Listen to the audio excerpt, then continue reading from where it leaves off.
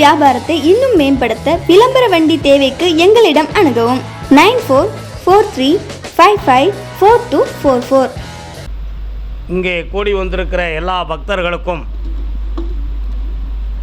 நம்முடைய அருள்மிகு வழிகாட்டும் மாளிகைப்பாறை கருப்பசாமி திருக்கோவிலில் நடக்கிற அருள்நிறை காட்சிகளையும் அற்புத அருள் செய்திகளையும் உலகம் முழுக்க பார்த்து மனதுக்குள்ளே தியானம் செய்து தன் எண்ணங்களெல்லாம் நிறைவேற வேண்டும் என்று பிரார்த்தனை செய்து கொண்டிருக்கிற எல்லா பக்தர்களுக்கும் உங்கள் எண்ணங்கள் எல்லாமே ஆண்டவன் அருளாலே நிறைவேறி நீங்கள் எல்லோரும் எந்நாளும் ஆனந்தமாக இருக்க வேண்டும் என்று சொல்லி உங்களுக்காக பூர்ணமாக பிரார்த்தனை செய்து கொள்கிறேன். ஆண்டவனின் திருவருள் என்பது ஆற்றல் என்பது கண்ணுக்கு தெரியாதது.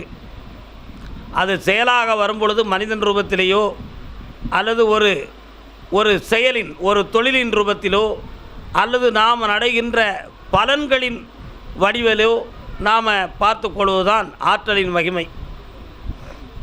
ஏனால் ஆற்றல் என்பதற்கு தூய தமிழிலே அற்புத பெயர் சக்தி என்பதுதான் பெயர். அந்த சக்திக்கு ஒரு குறிப்பிட்ட உருவம் என்பது கிடையாது. அது மின்சாரத்தை மாதிரி தான். எப்படி ஃபேனில் விட்டால் ஃபேன், என்ன ரேடியோவில் விட்டால் ரேடியோ, லைட்டில் விட்டால் லைட்டு. ஆனால் மின்சாரம் ஒன்று தான்.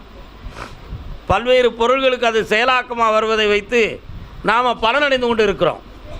அதை மாதிரி சக்தி என்பது ஒன்று. அந்த சக்தி பல்வேறு கோணங்களில் நமக்கு இந்த உலகத்திலே காட்சியளித்து வந்த அவதாரங்கள் தான் நாம் வணங்கி கொண்டிருக்கின்ற ஒவ்வொரு தெய்வ தரிசனங்களும். இவைகளை பூரணமாக உணர்ந்து வந்தால் அது ஞான நிலைகளுக்கு வரும். அது பூரணப்படாமல் நாம் வணங்கிக்கிட்டே இருந்தோம்னா அது பக்தி நிலையோடு நின்றுவிடும். பக்தி நிலை என்பது முதல் படி, ஞான நிலை என்பது முக்திய படி. இது இரண்டின்படி மறுவன் நின்றால் அவனே வாழ்க்கையினோடு நல்லபடியாக இருக்க வாழ்க்கை உண்டு என்பதுதான் நம்மளுடைய காரணங்கள். ஆகையினால் நம்ம முதன்மையாக சிந்திக்க வேண்டியது பக்தி தான். பக்தி என்னும் படிக்கட்டிலே ஒரு மனிதன் பரவசமாக இருந்தான் என்றால் அந்த பக்தி அவனை வாழ வைக்கும். ஆனால் கபட பக்தி இருக்கக்கூடாது. ஏன்னா கபட பக்தி நம்ம பிடிக்காதவங்க கெட்டு போகணும்னு நினச்சி நம்ம கும்பிடுவோம். அந்த கபட பக்தி என்ன செய்யாது, ஜெயிக்காது. ஜெயிக்குமாடா, ஜெயிக்காது. தர்ம பக்தி, பரோபகர பக்தி, எல்லா உயிர்களும் நன்னிலையோடு வாழ வேண்டும் என்று நாம் எப்பொழுது இறைவென்ற பிரார்த்தனை செய்கிறோமோ அதற்கு பேர் பரோபகர பக்தி. இந்த பரோபகர பக்திக்கும் கூட பல்வேறு சோதனைகள் வருவது உண்டு உலகத்தில். இவன் என்னைக்காவது ஒரு நாள் பகைவனுக்காக நம்மகிட்ட எதுவும் கேட்குறானா இல்லையா அப்படின்னு நினச்சி ஆண்டவனே நம்மளை கொஞ்சம் ஒரு சோதனையில் போய் சுழட்டுவான். அப்பொழுது நம்ம விடாப்பிடியாக இறைவா எனக்கு எந்த தீங்கும் இல்லாமல் யாராலும் இடைஞ்சல் இல்லாமல் இடைஞ்சல் கொடுப்பவருடைய இதயத்தை திருத்தி சீராக்க வேண்டும் என்று பூர்ணமாக வணங்கிவிட்டால் அங்கே தர்மம் நிலைத்துவிடும். இந்த நிலைக்கு பேர் தான் பரோபகர பக்தி என்பதாகும். இந்த பரோபகர பக்தியை பற்றி நம்ம பேசுகிற பொழுதெல்லாம் பரோபகர பக்தியில் நிறந்தவர் தான் நமது முனிவர்கள், மகான்கள், சித்தர்கள், யோகியர்கள். என்ன இப்படி சொல்கிறீங்க? யோகினா யார், சித்தர்னா யார், ஞானினா யார், மகான்னா யார்? ஒவ்வொருத்தருக்கும் ஒவ்வொரு அடையாளம் இருக்குது. யோகி ஒன்றாத உணர்வுகளை ஒருமித்து தன்னுடைய மனதை உணர்வுகளால் ஒருமித்து காட்டுகின்ற மனப்பக்குவத்தை அடைந்து விட்டான் என்றால் அவனுக்கு யோகின்னு அர்த்தம். அந்த யோகி மென்பவர் தான். அது மனித சக்தி தான். இந்த மனித சக்தியை தன்னுடைய மனதோடு இணைத்து வைத்து அடக்கிய நிலைகளில் வியாபித்து கொண்டிருக்கிற ஆற்றலுக்கு பேர் யோக நிலை என்பது பொருள். இதுதான் யோகி. சித்த நிலை என்பது என்ன? மனதை மட்டும், உடலை பற்றி கவலைப்படாமல் மனதை இறைவனுக்கு அர்ப்பணம் செய்துவிட்டு அந்த மனதை இறைமயமாக்கி தான் எண்ணிய எண்ணங்களில் இறைவனை கண்டு தன்னுடைய எண்ணங்களால் இறை சக்தியை தன் இஷ்டப்படி இழுத்து தன்னுடைய ஆத்மாவை இறை சக்தியோடு இணைத்து வைக்கப்பட்ட ஆடலுக்கு பெயர் சித்த ஞானம் என்பது பொருளாகும். அது சித்தர் அப்படின்னு சொல்கிறது. மகான்கள் என்பது என்ன? மனிதருள் மாணிக்கமாக இருப்பான் மகான்கள். மனித நிலைகளிலிருந்து மன்னிக்கும் குணத்தை பெற்று எந்த தவறுகள் இருந்தாலும் அந்த தவறுகளை மனிதன்தான் இப்படித்தான் இருப்பான் என்று ஏற்று அதுக்காக மனம் வருந்தாமல் மீண்டும் அந்த மனம் பக்குவப்பட வேண்டும் என்ற ஒரு நிலைகளிலே அதற்காக முயற்சிகளையும் செய்து அதற்காக இறை பிரார்த்தனைகளை வைத்து எதையும் தாங்குகின்ற உள்ளத்தை பண்பட்டு வைத்துக் கொள்கின்ற ஒரு உயர்ந்த தன்மைக்கு பெயர் மகான்கள் என்பது பொருள்களாகும். அந்த உயர்ந்த தன்மைக்காக எதையும் தியாகம் பண்ணி கொள்வது, வேண்டாம் என்று விட்டு கொடுத்து கொள்வது, இப்படி என்ற தன்மைகளை உயர்த்தி தன்னுடைய உள்ளத்திலே வைத்து விட்டான் என்றால் அவன் மகானாக இருக்கிறான். அதைக்குத்தான் சொன்னார்கள், மனதை வென்றவன் மகானாகிறான். புரியுதா? மனதை வென்றவன் மகானாகிறான். ஞானிகள் நல்ல புரிந்து கொள்ள வேண்டும். இங்கே தான் விஷயமே இருக்குது. ஞானிகள் யோக நிலைகளில் உணர்வுகளையும் மனதையும் ஒருமித்த நிலையவும் எடுத்து சித்த நிலைகளிலே ஆத்மாவை இறை சக்தியோடு இணைத்து வைக்கின்ற ஆற்றலையும் பெற்று எதையும் தாங்குகின்ற தாரணை மிகுந்த மனதை மகா நிலைகளிலே கொண்டு வந்து இந்த மூன்றையும் ஒருங்கிணைந்த சக்தியோடு வைத்து எந்நாளும் இருந்த இடத்தில் இந்த உலகத்தை இயக்குகின்ற ஒரு பேர் ஆற்றலை பெற்றுவிட்டான் என்றால் அதற்கு பெயர் ஞான நிலை என்பது பொருளாகும். அந்த ஞான நிலையுடைய தன்மை என்ன? அமெரிக்காவில் இருக்கிறவங்க இங்கேருந்து ரிமோட் கணக்கை இயக்கிடலாம். அமெரிக்காவில் இருக்கிறவரை இங்கேருந்து ரிமோட் கணக்கை இயக்கிடலாம். டிவியை தொடாமலே ரிமோட்டை ஓகே பண்ணால் டிவி ரெடி ஆயிரும்ல. அந்த மாதிரி ஒரு ஞானி நினைத்தால் என்ன செய்ய முடியும்? அமெரிக்காவில் இருக்கிறவரை தன்னுடைய சக்தியினால், தான் பெற்ற வரம், தவஞானம், இறை சக்தியினால் அவனுடைய உணர்வுகளை தன் பக்கம் திருப்பி அவனை வழிநடத்த முடியும் என்பதுதான் ஞான நிலை என்பது. இந்த ஞான நிலைகளில் தான் நாம் இன்றைக்கி செயல்பட்டுக்கிட்டு இருக்கிறோம். இந்த ஞான நிலை ஆண்டவனில் பாதி, இறைவனில் பாதி. இந்த நிலைகளை அடைவதற்காக மனிதன் எவ்வளோ பாடுபடணும் தெரியுமா? இந்த புலன்பொறிகளை இப்போ தான் நம்ம உள்ளுக்குள்ளே வாரோம். மனித புலன்களுக்கு நம்ம கட்டுப்பட்டு விட்டோம்னா நம்மளை யாருமே ஜெயிச்சிருவான். புலன்களை நாம் வென்று விட்டோம் என்றால் நம்மளை ஜெயிப்பது கடினம், முடியாது. அழுகணி சித்தர் சொல்லுவார், ஆகா புலையனடி அஞ்ஞானம் தான் பேசி சகா காலறியேன் வேகா தரையறியேன் பண்ணார். சகாக்கால் வேகாத்தலை, வேகாக்கால் சாகாத்தலை. ஆகா புலையனடினா புலையனுங்கிறது ஜாதின்னு சில பேர் நினச்சிக்கிட்டான். அது அத்தனையும் தப்பு. புலையனு ஒரு ஜாதியே கிடையாது. ஜாதி என்பதே நமக்கு சுமார் 2600 ஆண்டுகளுக்கு முன்னால் தோன்றிய ஒரு வகையறாக தான். அதுக்கு எவிடன்ஸ் புஸ்தகம் அபிதான சிந்தாமணி. சுந்தரலிங்க முதலியார் அவர்கள் ஹைகோர்ட்டிலிருந்து அனுமதி எடுத்து நம்மளுடைய இந்திய நாட்டுக்கு ஒரு பெரிய சரித்திர சான்றை உருவாக்கினார். அதில் நீங்கள் படித்து பார்த்தீங்கன்னா அந்த இனம்ங்கிறது அப்போ தான் பிறந்திருக்கு, அதுக்கு முன்னால் பிறக்கலை. மேலும் ஆகா புலையனடி அப்படின்னு சொன்ன வார்த்தை சொன்னவன் யாருன்னா ஞானி. ஞானிக்கு ஏதியா ஜாதி? அவன் தான் ஒன்றும் உறவும் இல்லை, பகையும் இல்லை, சொந்தம் இல்லை, பந்தம் இல்லை, பற்றும் இல்லை, பாத்தமும் இல்லை, காசும் இல்லை, பணமும் இல்லைன்னு சொல்லிட்டு போயிட்டானே. அவன் ஏன் ஜாதியை பற்றி நினைக்க போகிறான்? இல்லை. புரியுதா? அப்போ ஏன் புலையன்னு சொன்னான் அப்படின்னு ஒரு கேள்வி வரணும்ல. புலையன் என்பது ஜாதி இல்லை. அங்கே வகுக்கப்பட்ட விதி என்ன? புலன்களுக்கு கட்டுப்பட்டு ஞானத்தை அறியாத ஒரு மயக்க நிலை கொண்டவனை புலையன் என்று சொன்னார். மனிதனுடைய 5 புலன் இருக்கு இல்லையா? இந்த புலன்களுக்கு கட்டுப்பட்டு ஆசபாசத்துக்கு அகப்பட்டு ஞானத்தை புரியாமல் மயங்கி கிடக்கிறவனுக்கு பேர் புலன்களுக்கு கட்டுப்பட்டதனால் அவன் புலையன். புரியுதா? ஆனால் இந்த புலையன் என்பது தனி இனம் இல்லை என்பதை புரிந்து கொள்ள வேண்டும். அதைத்தான் ஞானி சொன்னார். ஆகா புலையனடி, ஞானத்துக்கு ஆகாத பெயர் அஞ்ஞானம் தான் பேசி. என்ன பேசுனா? ஞானத்தை பற்றி பேசலை, அஞ்ஞானத்தை பற்றி பேசினான். அப்படி பேசிய காரணத்தினால் வேகா காலறியேன் சாகா தலையறியேன். இது ரெண்டையும் மாற்றி மாற்றி சொல்லுவாங்க. கால்னா காற்று, காற்றுனானது வாசி. இந்த வாசி பக்குவப்பட்டுட்டா ஞானி. பக்குவப்படட்ட சோறு வெந்துட்டா சோறு, வேகாட்ட அரிசி. அரிசியை சாப்பிடுவோம், சோறை சாப்பிடுவோமா? சோறை தான் சாப்பிடுவோம். அப்போ வேகா கால் பக்குவப்பட்ட வாசி, அதுதான் ஞானத்துக்கு வரக்கூடியது. அதுக்கு அடுத்து சொல்லலாம் சாகா தலையறியேன். என்ன சொல்கிறான்? ரொம்ப புரிஞ்சு பேசுங்க பார்ப்போம். என்ஜான் உடம்புக்கு சிரசே பிரதானம். உடம்பை பற்றி சொல்லுதார். வேகாக்கால் பக்குவப்படாத வாசி அப்படின்னு அர்த்தம். சாகா தலை என்ன அர்த்தம்? எஞ்சான் உடம்புக்கு தலையே பிரதானம்ட்டார். இந்த உடம்புக்கு ஒரு பெரிய நெட் சேனல் எங்கே இருக்குன்னா மூளையிலேருந்து தான் எல்லாமே வருது. நம்ம மனதை கூட சொல்லும் பொழுது நம்ம இதயத்தை தொட்டு சொல்லுவோம், நான் மனசார சொல்லுது ஐயா அம்மா. மனசு இங்கேயா இருக்குது? இல்லை, மூளையினுடைய ஒரு பகுதியினுடைய இயக்க நிலையின் தன்மைக்கு பெயர் தான் மனசே. ஆனால் நம்ம சொல்லும் பொழுது என்ன சொல்லுதான்? இதயம் இருக்கிற இடத்த பற்றி நம்ம சொல்லுதோம். ஏன்? இதயத்திலேருந்து தான் எல்லா பக்கமும் ரத்தம் போகுது. அதனால் தன்னை அறியாமல் அங்கே தொட்டு பேசி பழகிட்டோம். இது ஒரு பழக்க தோஷம். என்னடா ஒன்று சொல்ல மாட்டுக்க, இது ஒரு பழக்க தோஷம். இந்த உடம்புக்குள்ளே இருக்கக்கூடிய ஆற்றலுக்கு அளவே கிடையாது. அப்போ அவர் சொல்லுவார், எஞ்சான் உடம்புக்கு சிரசை பிரதானம். இந்த உடம்பை இயக்கிறதே மனிதனுடைய மூளையில் தலையிலிருந்து தான் இயக்கமே வருதுன்ட்டார். அதுக்கு அடுத்து சொல்லுவார், எழுதா குறைக்க அழுதா தீர்மானா. என்னது எழுதினார்? யார் எழுதுனா? அங்கே பென்சில் கொடுத்தது யார்? பேனா கொடுத்தது யார்? அப்படின்னு கேட்கக்கூடாது. எல்லாம் என் தலையெழுத்தியா? அப்போ தலையெழுத்துக்கு மொட்டை அடித்தா அந்த தலையெழுத்து தெரியணுமில்லையா? தெரியணுமா வேண்டாமா? தெரியணுமா வேண்டாமா? யாருக்காவது தெரிஞ்சுதா? மொட்டை அடித்த பிறகு தலை வழுக்கையாகிடுது. மொட்டை அடிக்காமலே எனக்கெல்லாம் வழுக்கையாக இருக்குது. தலையெழுத்து தெரியணும்ல? தெரியல. அப்போ தலையெழுத்துங்கிறது பொய்யா?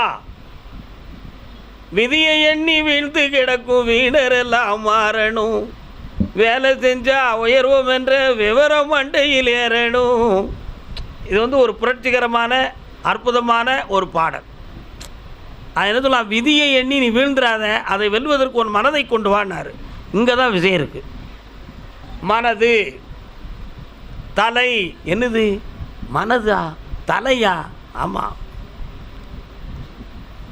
ரொம்ப முக்கியம். உங்களுக்கு சொல்லவே மாட்டேங்கவலா என்ன சொல்லுதுன்னு. என்ன தலையெழுத்து?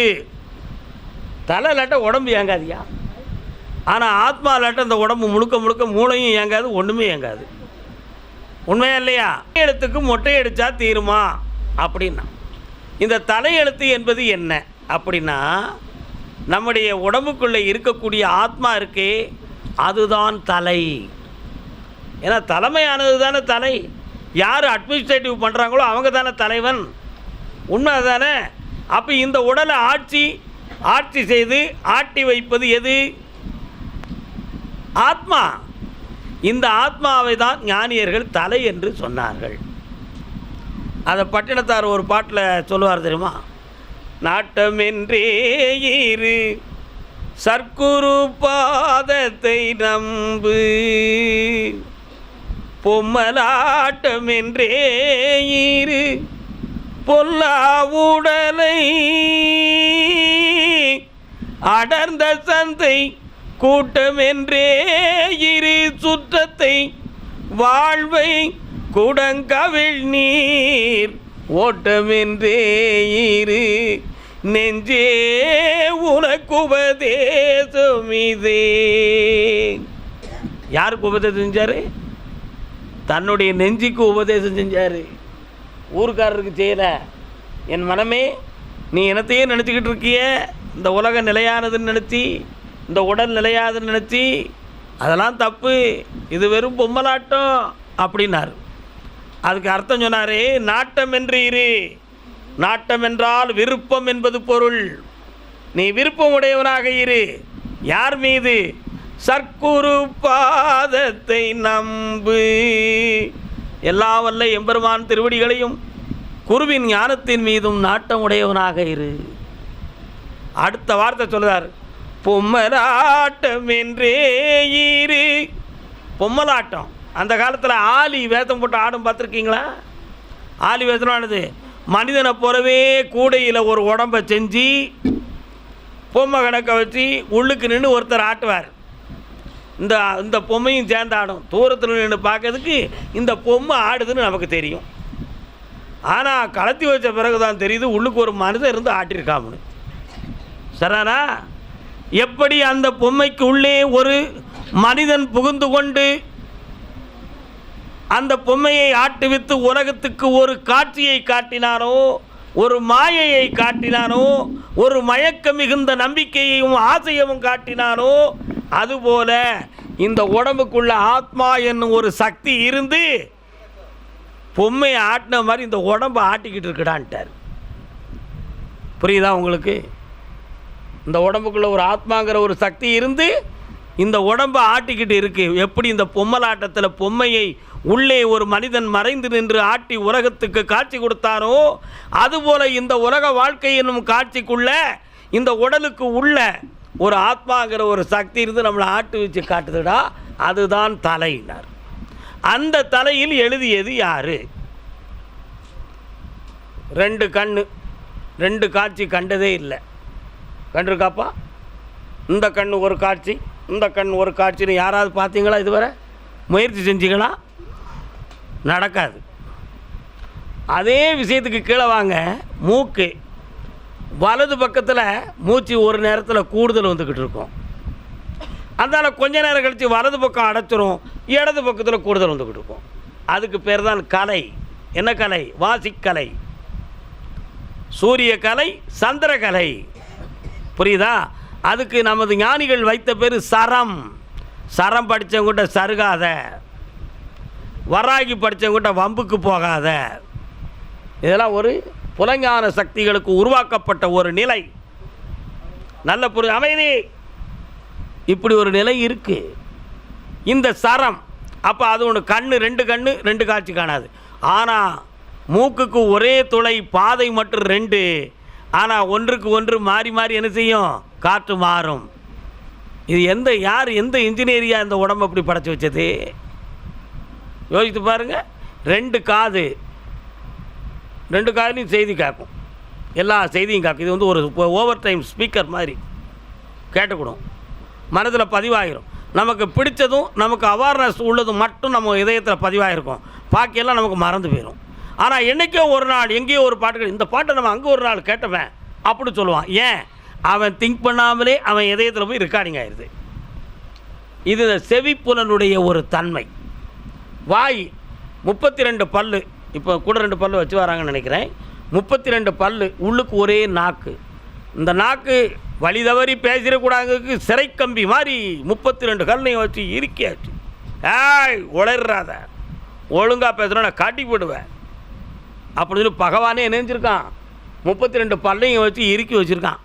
அப்படி இருந்தும் பேசி என்னமெல்லாம் பிரச்சனையை இழுத்து, ஊரை கெடுத்து, உலகத்தை கெடுத்து, வீட்டை கெடுத்து, வாசலை கெடுத்து, உள்ளத்தை கெடுத்து, உயர்வை கெடுத்து, ஞானத்தை கெடுத்து, என்னெல்லாம் கெடுத்து விட்டேன்டா. என்ன செய்ய முடியும்? அப்போ நம்முடைய மனதையும், மனசு, இந்த நாக்கை அசைக்கிறது என்னது? மனசு. இப்படி இந்த உடலை நீங்கள் ஒவ்வொரு பகுதிகளாக நீங்கள் உணர்ந்து பார்த்தீங்கன்னா, ஒவ்வொரு படைப்புலேயும் பகவானுடைய விசித்திரம், இறை சக்தியினுடைய மகத்துவம் நமக்கு வந்து தெரியும். இப்படியெல்லாம் தெரியும் பொழுது இந்த ஆத்மாவை இப்படித்தான் ஏங்கணும்னு சொல்லி ஒரு பெரிய பதிவை உருவாக்கிட்டான் இறைவன். அந்த பதிவு எங்கே இருக்குது? மனிதனுடைய ஆன்மாவுக்கும் ஆகாயத்துக்கும் ஒரு தொடர்பு இருக்குது. மனிதனுடைய ஆத்மாவுக்கும் ஆகாயத்துக்கும் ஒரு தொடர்பு இருக்குது. ஆகாயம் என்பது உருவம் கிடையாது. இந்த உலகத்தில் உள்ள அண்ட சராசரத்தின் அனைத்து அதிர்வுகளும், அனைத்து சப்தஞானங்களும், அனைத்து உணர்வுகளும், அனைத்து வெப்பம், குளிர் போன்ற அத்தனை பிரபஞ்ச ஆற்றலும், பஞ்சபூதத்தினுடைய ஆற்றல் அனைத்துமே கூடிய ஒரே ஒரு இடம் எங்கே இருக்குது? ஆகாயம்.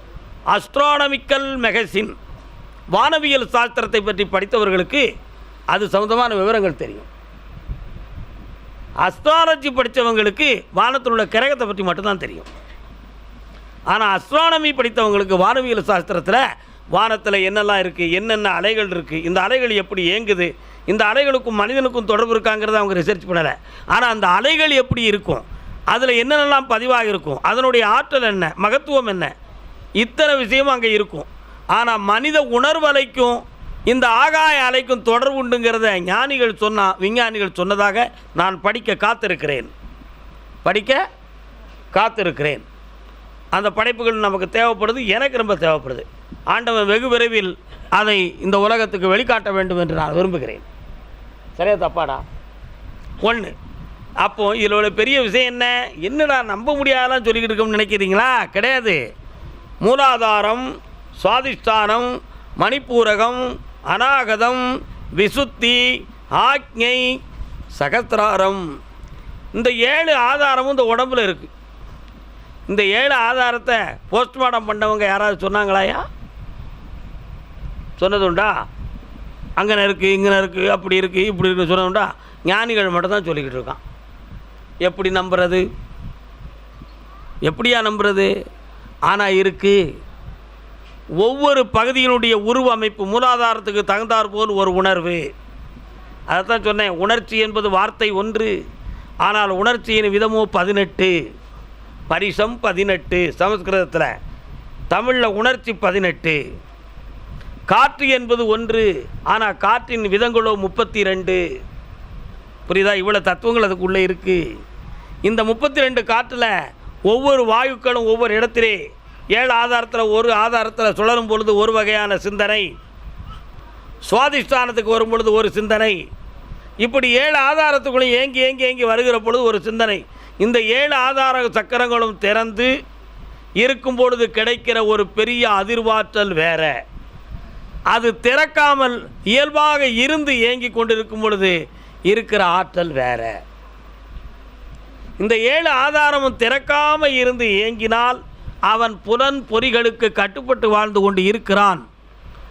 யதார்த்தமாக ஆகாயத்திலிருந்தும் பூமியிலிருந்தும் பிரபஞ்சத்திலிருந்தும் கிடைக்கின்ற அறிவை மட்டுமே பெற்று அவன் இந்த உலகத்தில் ஏங்கிக் கொண்டு இருக்கிறான் என்பது பொருளாகும். இந்த 7 ஆதாரத்தையும் துறந்து ஒரு நிலைக்கு வந்து விட்டான் என்றால் அவன் புலன்களை கடந்து ஞானத்தை அடைந்து விட்டான் என்பது பொருளாகும்.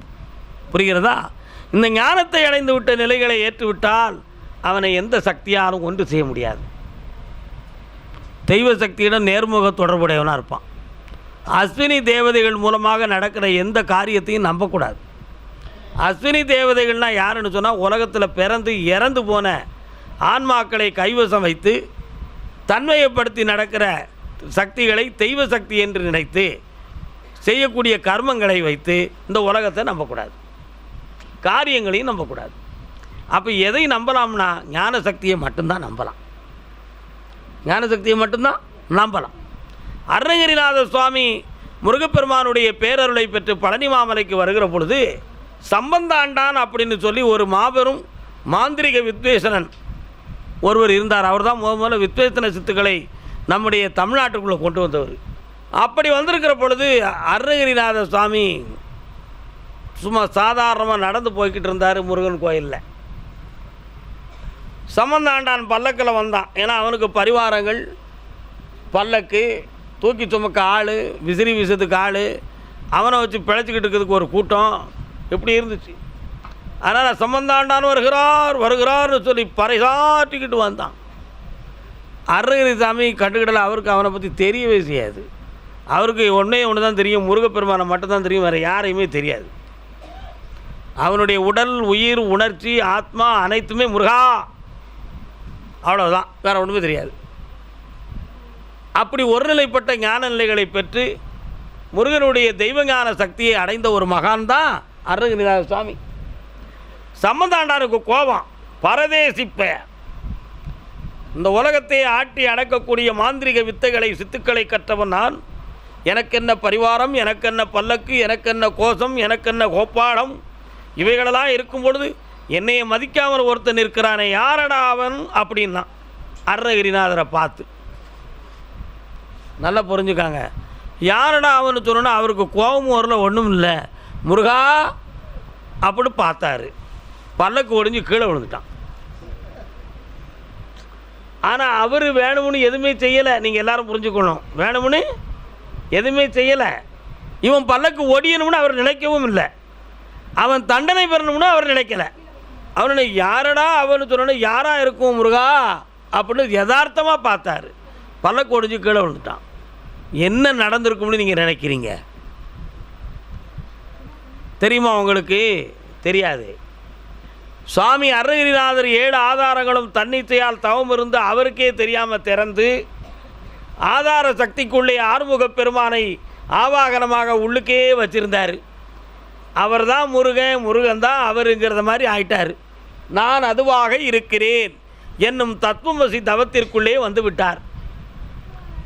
அப்படி வந்த உடனேயே அவன் எதிர்ப்பாக நினைத்தவுடன் அதை திரும்பி பார்த்த அந்த திருப்புமுனை ஆற்றல், ரியாக்டிவ், டக்குன்னு அவன் பல்லக்க ஒடிச்சிடுது. யாருப்பா நீன்னு கேட்டார். விழுந்த பிறகு தெரியுது யாராக இருக்கும்னு. இவருக்கு என்ன நினச்சி இவருக்கே தெரியல. இவர்கிட்ட இருக்கக்கூடிய அந்த முருகன் என்னும் ஒரு அற்புதமான ஞான சக்தி அந்த சக்திக்கு எதிர்ப்பாக இருக்கக்கூடிய சக்தியை போய் தாக்கிடுது. இதுதான் நடந்துச்சு. அதுக்கு பிறகு ஒரு பெரிய பெரிய சம்பவங்களாக நடந்துச்சு. சம்பந்தாண்டானால நிறைய பாதிப்புகள் வந்து சம்பந்தாண்டானாலும் முடிந்து விட்டார். இப்படி ஒரு சம்பவம் நடந்துச்சு. இதுக்கு என்ன எடுத்துக்காட்டுன்னு சொன்னால், மாந்திரீகம் அஸ்வினி தேவதைகளை வச்சு செய்யக்கூடியது. அஸ்வினி தேவதை என்பது என்னென்னா, இந்த உலகத்திலே பிறந்து மனிதனாக வாழ்ந்து இறந்து போன ஆன்மாக்கள் நடுகள் மூலமாக தெய்வீகமாக இருந்துச்சுன்னா அதை போய் வசியம் பண்ணி அதை ஒரு தேவதைன்னு நினச்சி அதை கையில் வச்சு நம்ம நினைத்த கர்மங்களுக்கு அதை ஏவல் செய்து நடத்தக்கூடிய ஒரு சக்திக்கு பேர் தான் மாந்திரிகம் என்பது. ஞானம் என்பது எப்படி என்றால், இந்த பிரபஞ்சத்தில் இருக்கக்கூடிய சாதாரண ஆத்மசக்தி, தெய்வ ஞான சக்தி இவைகளெல்லாம் அடைந்து ஒருநிலைப்பட்ட ஒரு மகா சக்திக்கு பேர் தான் ஞானம். ஆகையினால் ஞானத்தை அடைந்தவர்களை இந்த மாந்திரிகம் என்பது, புலன்பொறிகள் என்பது என்ன செய்ய முடியாது, ஒன்றும் செய்ய முடியாது. அதனால் தான் மகான்கள் சொன்னாங்க, மாந்திரிகம் தாந்திரிகம் என்பது இறைவன் அடையக்கூடிய ஒரு வழி, ஆனால் மாந்திரிகம் என்பது மனிதனுக்கு சேவை செய்யக்கூடிய ஒரு தொழில். இந்த நிலைகளை பெரிதாக நினைத்தால் இறைஞானத்தை பெற முடியாது. ஞான நிலைக்கு அது கொண்டு போகாது, மனித நிலையிலேயே தான் நம்மளை வச்சிருக்கும். அதனால் இந்த நிலைகளிலிருந்து மாறுவதற்கு தவம் கொள், தாரணை கொள். தாரணைனா என்னது? எல்லார் மேலேயும் கருணை கொள், எல்லார் மேலேயும் அன்பு வை, எல்லா உயிரிலும் வாழ வேண்டும் என்று உனக்காக நீ பிரார்த்தனை செய். இப்படிப்பட்ட தூய நிலைகளில் உன்னுடைய உணர்வுகளையும் உன் உள்ளத்தையும் பரிபூரணப்படுத்தி வைத்திருந்தால் அதற்கு பெயர் தாரணை. இந்த தாரணைக்குள் இருப்பது தர்மம், இந்த தர்மத்தை இயக்குவது ஆத்மா, இந்த ஆத்மாவில் இருப்பது ஞானம், இந்த ஞானத்தில் இருப்பது தெய்வம். இத்தனை நிலைகளும் அதுக்குள்ளே இருக்குது. அதனால் ஞானமே இந்த உலகத்தில் உயர்ந்தது. அதை பெறுவதற்கு ஒரே ஒரு கருவி தான் இந்த உலகத்தில் இருக்குது. அந்த கருவி என்னது சொல்லுங்க பார்ப்போம்? நம்முடைய மனசு தான்ப்பா. இந்த ஞானத்தை பெறுவதற்கு ஒரே ஒரு கருவி என்னது? மனசு. சாக்கடை தண்ணியில் மினரல் வாட்டரை விட்டால் குடிக்க முடியுமா? முடியாது. பாறையில் விதைத்தால் முளைக்குமா? முளைக்காது. சேற்றில் ஊற்றிய பாலை குடிக்க முடியுமா? விஷத்தில் கலந்த தேனை பருக முடியுமா? கடலில் வீசிய தென்றல் பலனளிக்குமா? இருக்காது. கடல் நிறைய தண்ணியாக இருந்தாலும் தாகம் தீருமாப்பா? தீராது. அப்போ என்ன பலனை என்ன அடைய வேண்டும் என்றால், இந்த ஆத்மா இறைஞானத்தை அடைய வேண்டும். இந்த இறைஞானத்தை அடைய வேண்டும் என்றால் பரந்த மனசும் பரோபகரமான புத்தியும் தர்ம நிறைந்த குணமும் யாரையும் அரவணைக்கின்ற அன்பு கொண்ட நெஞ்சமும் இருந்தால் அவன் ஆண்டவனில் பாதியாக இருப்பான். ஆகையினால் அந்த மனதிலே மாசில்லை என்றால் ஈசனே அவன்தான். மாசிலா மனமே ஈசன் கோயில் என்று அறிந்து எல்லோரும் இன்புற்று வாழ்வோம் வாழ்க.